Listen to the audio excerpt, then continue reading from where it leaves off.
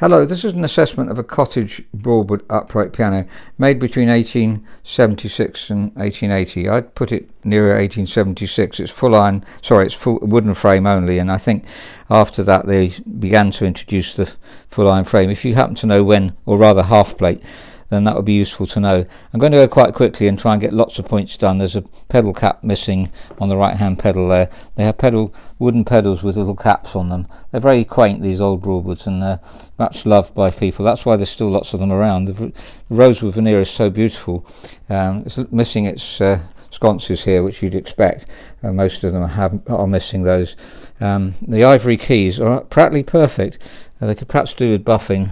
Let's have a look, see if there's a bit dull. Actually, they're shiny, so that's encouraging, and there are no chips on them at all. So for a piano that's old, that's extremely good. What a beautiful music stand as well, and that's the traditional way that Broadwood did their name.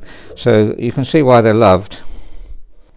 I folded the music stand inside the piano now, and just to admire and enjoy this veneer really as rosewood, and we get that on old Blutner grands, particularly Steinway grands, and they're upright pianos too. So pianos of this age very often rosewood, and you can understand why it's so beautiful really. Such a contrasting grain you get with rosewood, very interesting. You can see the slight fading there, where the music stand's been down. Well, not just slight fading, it has all faded, which is normal, and much loved actually. I think people prefer the faded look. It brings out a bit more contrast in the grain. We'll check the back of the piano, that's fine. And now I'm going to see the features of this piano that make it very, very different from a modern piano. These aluminium hooks here suggest that it's had a Celeste in it, which sorry, not a Celeste, it's had a Hydroseal unit in it, which is trying to stop it from drying out. I got one from the workshop. It wasn't in this piano, but just to show what that is. So this is the Hydroseal unit. I don't know if other makes did it as well, but usually it's got Hydroseal written on it. And you put that in the bath, soak it, and then put it in here. The idea of moisturising the piano. The problem is it does get forgotten very easily, and also you tend to find, I think it tends to make the piano damp and make the strings damp at the top. But if you've got an opinion on Hydroseal units, it would be wonderful if you could put that underneath.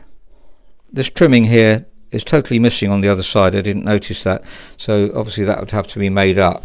There we are, it's completely bare, so that's quite a long job to get that matching, and obviously impossible to get exact match unless you repolish the whole piano, but that could be made good, I think. Actually, fortunately, the trimming's just been found, so that can be glued back on and made good. Down the bottom here it's a little bit veneer missing, so that would have to be made good. Now looking inside the piano, it's a straight-strung piano. It's a wooden frame. You see there's no iron here, and down the bottom we'll see there's no iron. Sometimes if there's no iron here, it can still be a half plate or three-quarter plate. Well, actually you'd see the three-quarter plate, but a half plate it could be.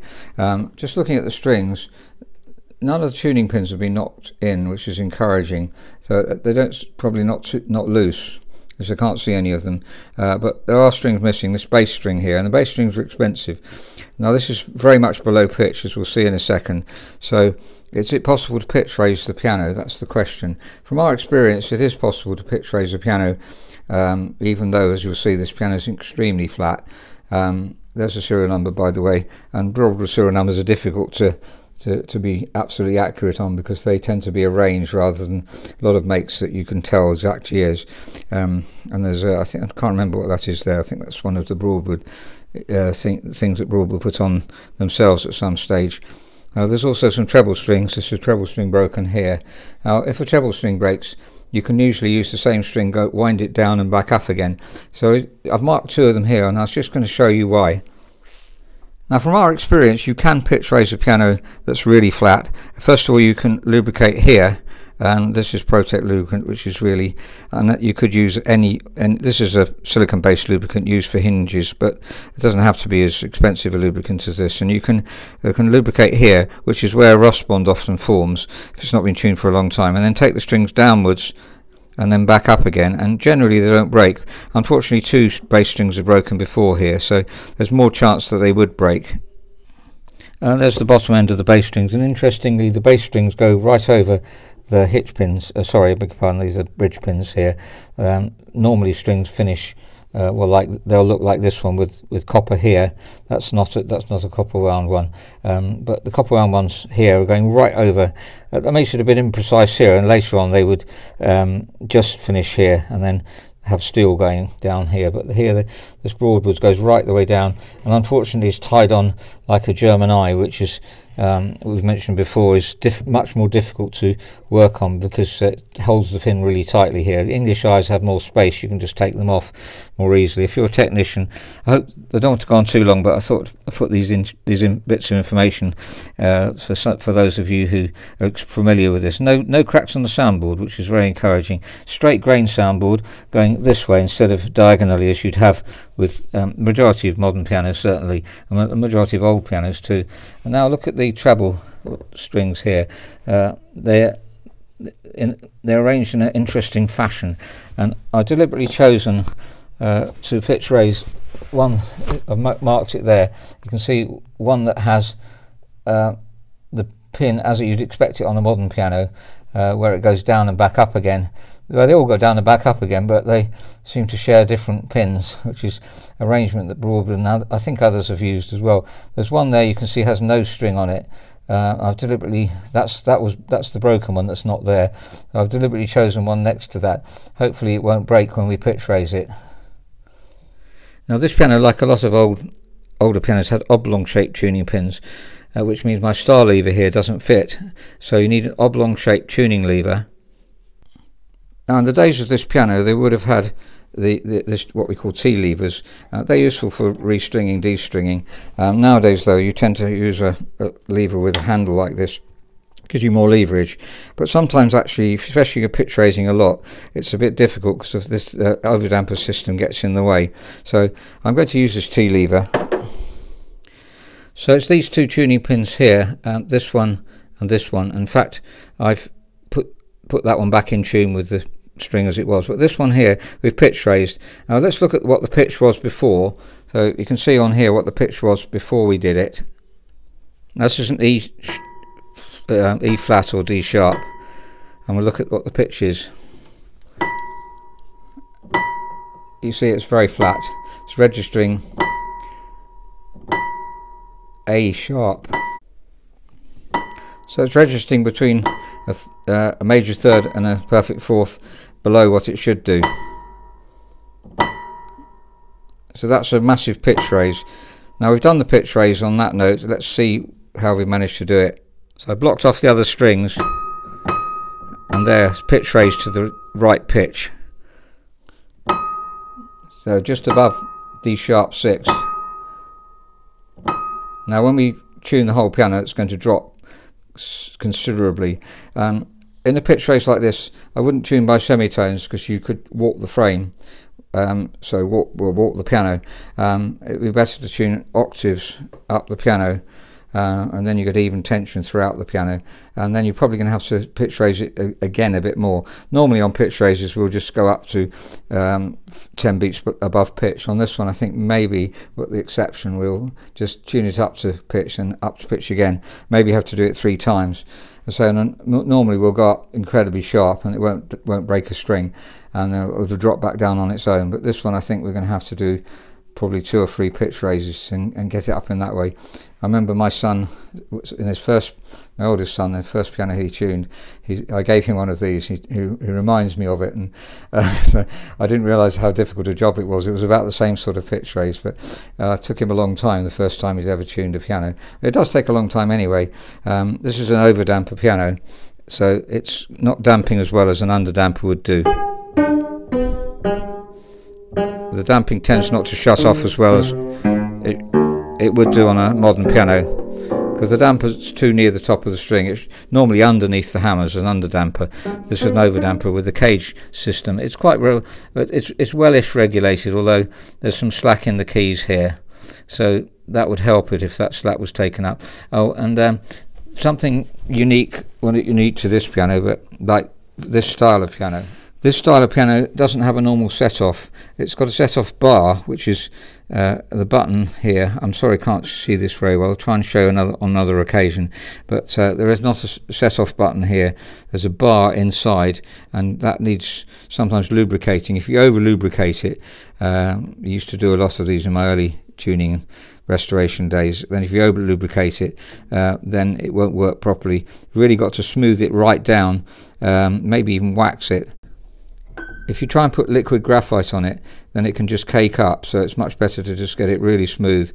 Maybe put a bit of wax on it. Try and make it as smooth as possible. There's a bar behind there. I'm sorry I can't show you now, but you have to take the whole thing apart, the springs. It's a lot of work to do all that. Fortunately, this one's working reasonably well and doesn't resist too much, so that's encouraging.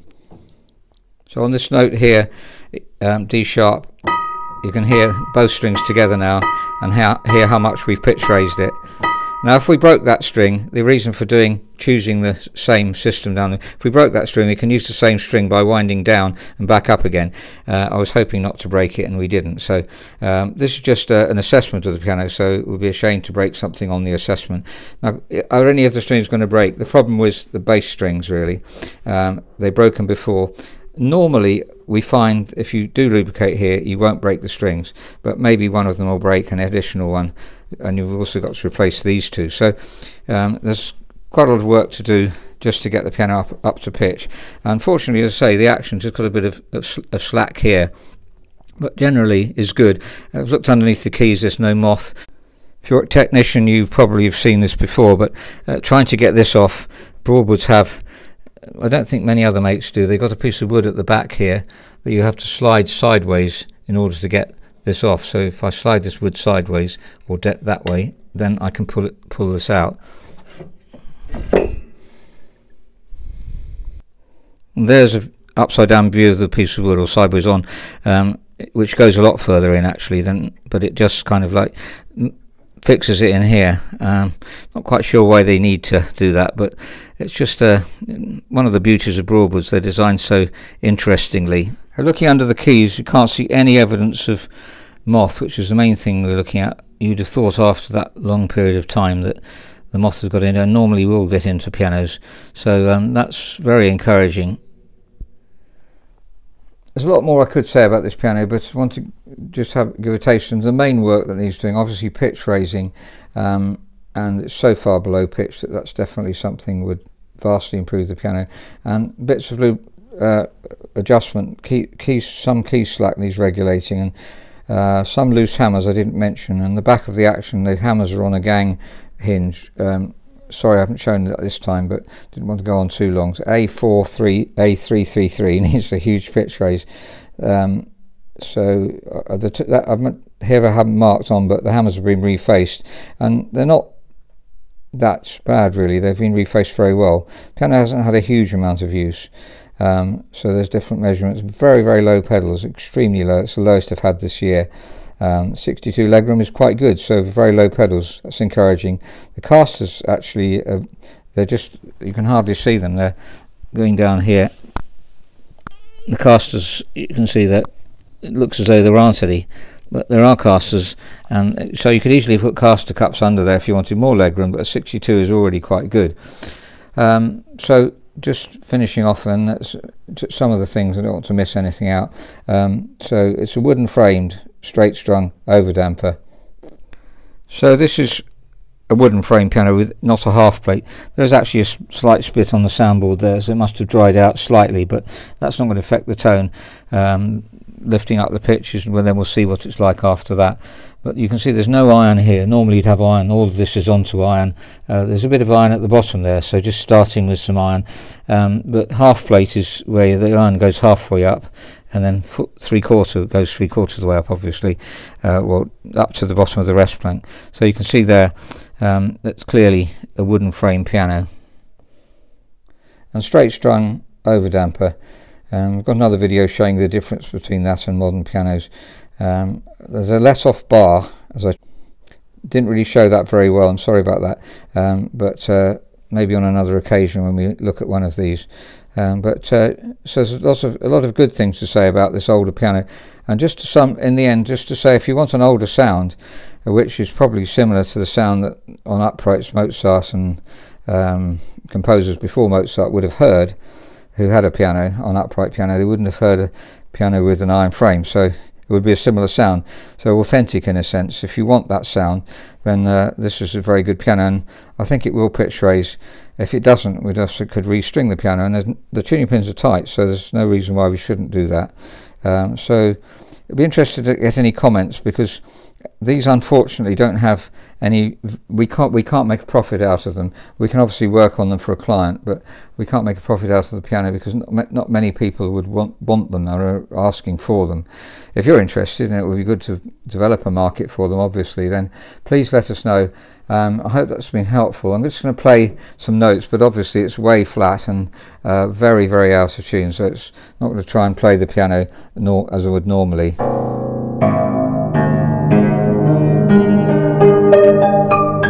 Now when you hear that, you probably think, well, there's no potential in this, but there is. I put the notes back in tune, by the way, that one back in tune roughly, but even now the octaves are well out.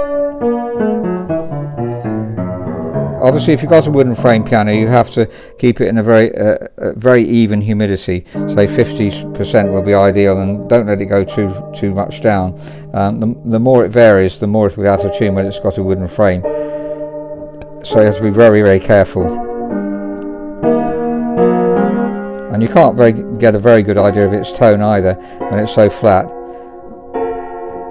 I hope that's been helpful then, and please let us know any comments that you've got. If you've got a piano like this and you'd like it assessed, then we'll be here have to assess. That's a nice sounding chord,